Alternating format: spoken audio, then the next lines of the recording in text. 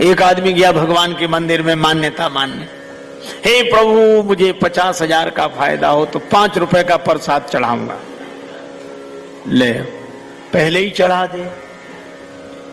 बोले पहले नहीं, ना हुआ फायदा तो 5 तो बेकार जाएंगे, जब हो जाएगा तब। संयोग से फायदा हो गया, अब गया प्रसाद चढ़े, सोचने लगा इसमें भगवान ने कराया फायदा क्या, ये तो चांस की बात है। फिर सोचा अगर भगवान ने कराया होगा तो फायदा होगा नहीं, चलो चढ़ा देते। लेकिन अब गया, सोचा कितना चढ़ाऊं, 5 के हिसाब से आए तो बहुत हुई है। तो उसने रेखा खींची है और बोला हे भगवान मैं पूरे के पूरे पैसे तुम्हारे चरणों में फेंक रहा हूं, चरणों में चढ़ा रहा हूं, और जो रेखा के उधर गिर जाए सो तुम्हारे, इधर गिर जाए सो हमारे। और फेंकना तो अपने ही हाथ में था। ऐसी चतुराई से फेंके 2-4 सिक्के उधर बाकी इधर। हाथ जोड़ के बोला भगवान बड़े कृपालु हो, थोड़े से लिए आपने, बाकी सब बटोर कर चलने लगा। उसके पीछे उससे भी ज्यादा होशियार आदमी खड़ा था, वो कहने लगा हे भगवान ये रेखा खींचकर हम अपने और आपके बीच में भेद पैदा नहीं करेंगे, जो आपका सो हमारा। लेकिन एक बात सुनो, क्या? उसने रेखा मिटा दी। हे भगवान आप ऊपर रहते हैं, हे ऊपर वाले ये पूरे के पूरे पैसे ऊपर तुम्हारे नाम पर चढ़ाते हैं, जो ऊपर रह जाए सो तुम्हारे, जो नीचे गिरे सो हमारे। अब बोलो ऊपर तो रहने वाले हैं नहीं। भगवान को दिमाग से नहीं दिल से मानो और यही कहो कि प्रभु आपने बहुत दिया, इतना दिया।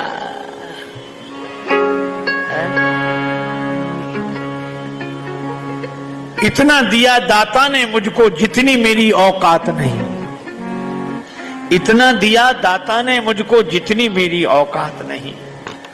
ये तो तेरा कर्म है दाता, मुझ में ऐसी बात नहीं। और घर छोड़ने की बातें सुनकर हम लोग इतने तैयार हो गए हैं कि भगवान से जुड़ने की बात हमें याद नहीं रहती। मन को भगवान से जोड़ने की तो बात हम सोचते ही नहीं, हम तो घर ही छोड़ने की बात सोचते हैं। हमारा जोर छोड़ने पे है। अच्छा जो छोड़ते हैं वे भी भैया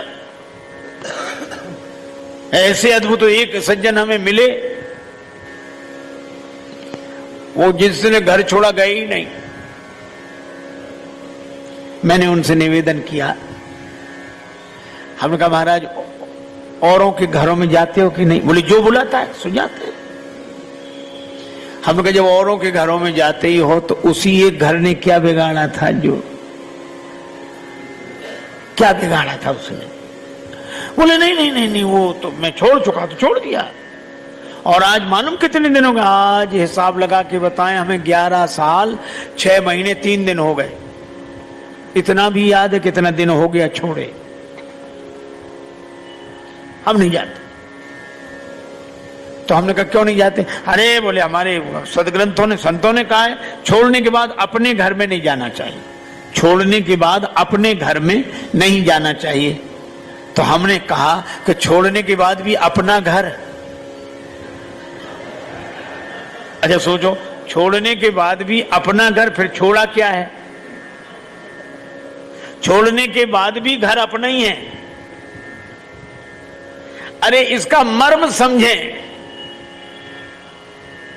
कबीरदास जी ने कहा कबीरा खड़ा बाजार में लिए लुकाठी हाथ, जो घर फूंके अपना चले हमारे साथ। जो घर में आग लगाए हमारे साथ चले, मसाल लिए खड़े हैं। तो एक आदमी ने कहा हमें दो मसाल, चला घर फूंकने। कबीरदास जी बोले होश में जाना? बोले हाँ होश में जाना। अपने ही घर फूंकना? बोले हाँ अपने ही फूंकेंगे। बोले तुम्हें पता है? बोले हाँ पता है, जाओ।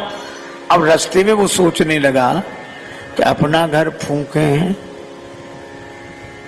लेकिन मंदिर में तो हम रोज कहते हैं तन मन धन सब तेरा। हे भगवान तन भी तुम्हारा, मन भी तुम्हारा, धन भी तुम्हारा। तो भगवान का है कि हमारा है? और हम फूंकने जा रहे हैं। लौटकर बोला कि महाराज समझ में नहीं आता कि भगवान का है कि हमारा, हम फूंकने जा रहे हैं। कबीरदास जी बोले अब तुम समझ गए, यही फूंकना है जिसे तुम अपना मानते हो उसे भगवान का मानने लगो, यही फूंकना है, हमारा नहीं है। अच्छा, फिर एक अजीब बात है, जब हमारा है ही नहीं तो हम त्यागने वाले कौन होते हैं? हमारा हो तब तो छोड़ें, या हमारा है ही नहीं, है ही भगवान का, तो छोड़ने की जरूरत क्या है? बस ये याद बनी रहे कि हमारा नहीं है, भगवान का है। भगवान कहते हैं इसी में कल्याण